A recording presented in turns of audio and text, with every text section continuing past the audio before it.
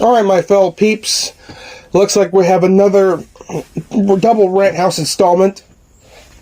So the first one is about some privacy protection that's just absurd and overwhelming.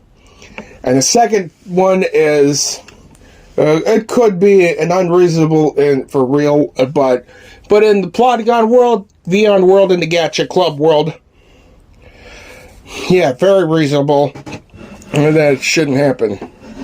But just for entertainment purposes, only on that second segment. All right, peeps, let's start the shit show.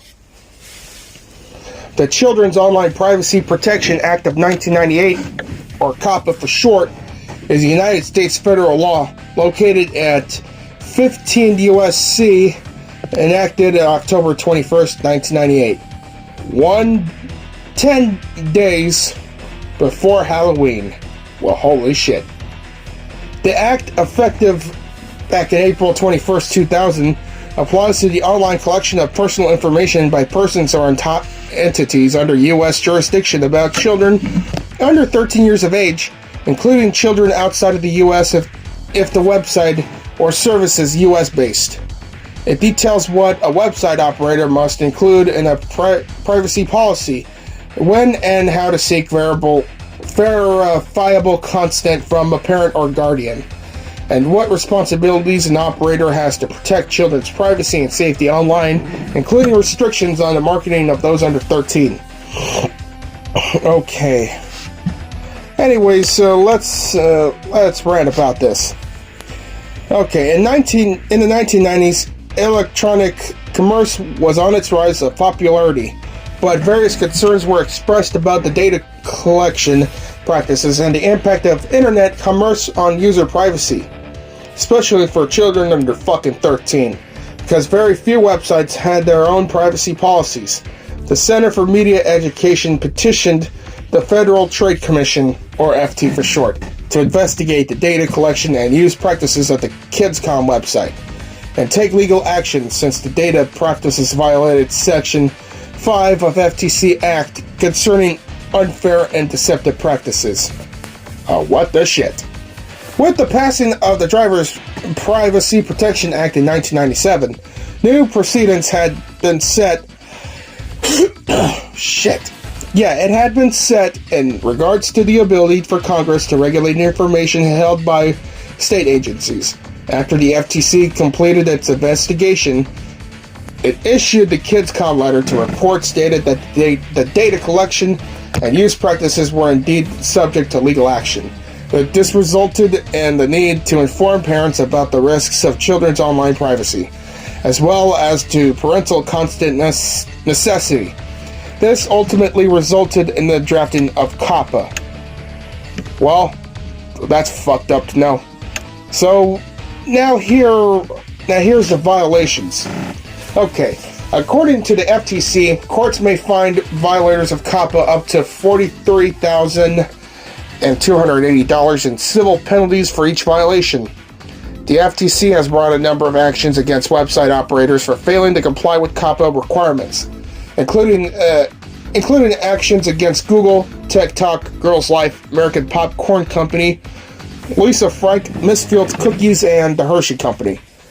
In February 2004, UMG Recordings was fined $4,000 for COPPA violations in connection with the website that promoted the then 13-year-old rapper Lil Romeo and hosted the child-oriented games and activities. And yeah, the Zanga website, the owners of it, were fined over $1 million in 2006 for COPPA violations, repeatedly allowing children under 13 to sign up for the service without getting their parents' consent. And let's see. InMobi was fined $950,000 for tracking the geolocation of all users, including those under 13. Well, that's not fucking good to know. Okay, well, also, on September 4th, 2019, the FTC issued a fine of $170 million to YouTube for COPPA violations.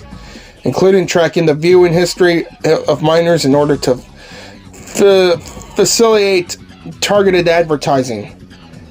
Back in 2020, it was required channel operations to mark videos that are child-oriented and not child-oriented. No wonder why YouTube became so strict nowadays. So anyways, COPPA has been criticized by saying that it's controversial and has been criticized as ineffective and potentially unconstitutional by legal experts and mass media since it was drafted. Complaints leveled against the legislation include website owners banning users under 12 and under, which only encourages age fraud and allows websites to bypass the burden of obtaining parental consent, and the active suppression of children's rights to freedom of speech, self-expression, and the other First Amendment rights, due to necessity of registering accounts to do so. Delays in obtaining parental consent often result in children moving on to other activities that are less appropriate for their age or pose bigger privacy risks. Well, I just gotta say, COPPA sure is a privacy protection. That's just stepping out of bound by saying, by thinking that they're just way over too protective. Yeah, way too protective about COPPA, if you're thinking about that shit. Alright, peeps, so on to the next one, the Red Teeth Bandits. Now, let's just start back in 2016. Yeah, February 2016. Yeah, 3 days, actually 3 months before my high school graduation. Yeah. It just started in Julian 3535's Go Animate World, which is on the feud between Caillou and his father, Boris. And Caillou hears his dad yelling at him by saying, "Caillou, get the fuck over here right now!" And then Boris, oh shit, Boris has a red skin. He has red skin, and he is showing his teeth. And then Boris made a big deal by seeing Caillou blinking his eyes and rage about it. Like, "Caillou, how dare you blink your eyes?" Caillou replies, "That is not the reason why you had to be mad at me and showing your teeth big." Pencil Neck replies, "How dare you make fun of my teeth? That's it. You are grounded forever." Oh yeah, and don't forget, Pencil Neck was shouting out racial slurs to his own son. Especially the N-word. Like this. Go to your fucking room, you fucking cunt faggot bitch. Yeah. Well, it's a good thing that Doris ungrounded Caillou.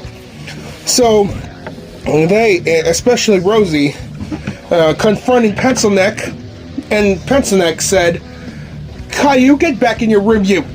Oh shit. Yeah. Pencil Neck just called Caillou the K word that rhymes with the word bike.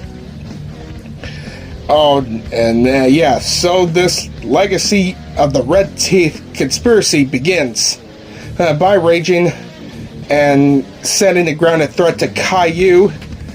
Oh yeah, and also he even said bad shit about God and Jesus Christ. What the fuck kind of Red Teeth person is that? Who the fuck is Pencil Neck? I know that he's a teeth guy, but why the fuck would he say that to God and Jesus? Jesus died for our sins. Yeah, and after that after Pencil Neck got kicked out, or rather got sent to court, then Pencil Neck was sent to jail. And then, what else? He also breaks out of jail every time the video starts by shouting out obviously racial slurs and refusing to give people customer services. Where did everyone go wrong? What did everyone do to Pencil Neck? Obviously nothing, but he don't understand. So as a start of, like in 2019 or 20, yeah, Pencil Neck has summoned a few Red Teeth people like Rosie the Teeth Girl, which is Moldy Feet, Violet the Teeth Girl, that is Hippo Face, and DW, Arthur's sister. Yeah, Strawberry Shithead or Giraffe Ears. All they do is cause a lot of trouble. Yeah, he's also fined for every damages that they have caused, like over $69,000 or $690,000 or $69 million. Oh yeah, he even uses Polygon logic to fuck everything up and fuck every individual's up.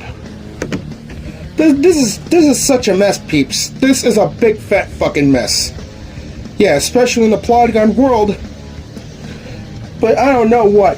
Oh yeah, Pencil Neck also denies his wrongdoings by shouting out racial slurs and such. Yeah. He always threatens us with grounded threats and death threats when they don't work. Okay, not to mention that he also steals from everyone and denies it by coming up with a damn lie.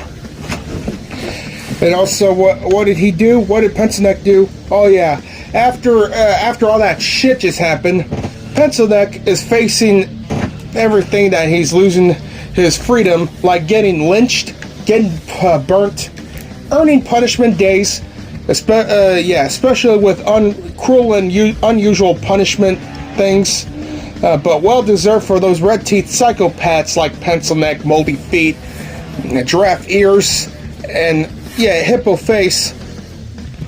Yeah, in season 2 of Polygon Skits, if you'd see the Red Teeth Exorcist short film, yeah, spoilers may occur when I say this, but yeah, you will see in 2020 where Pencil Neck has corrupted Rosie by turning her into a teeth girl. In 2022, that is last year. Yeah, Asteria and Coda and I kicked Moldy Feet, Rosie's satanic inner demon, out of Rosie's body. Yeah, Rosie was back to normal, and somehow Pencil Neck decided to fuck it up by corrupting DW and have Giraffe Ears occurred. Yep, the Red Teeth legacy keeps going on and on and on, non-stop. But I hope that he doesn't come back if we show him the final conclusion of it. Although it's going to keep on going. So in conclusion, my fellow peeps, COPPA is just an overwhelming overprotection of a privacy protection. And it doesn't seem that good in my opinion. And as for the Red Teeth convicts, yeah, in the Polygon world, or whatever fictional world that you're thinking about, yeah, just stay the fuck away from him. Unless that you have powers to use against him. Yeah, lynch him with your fucking powers in your fictional real worlds. Okay. Nothing else to say here.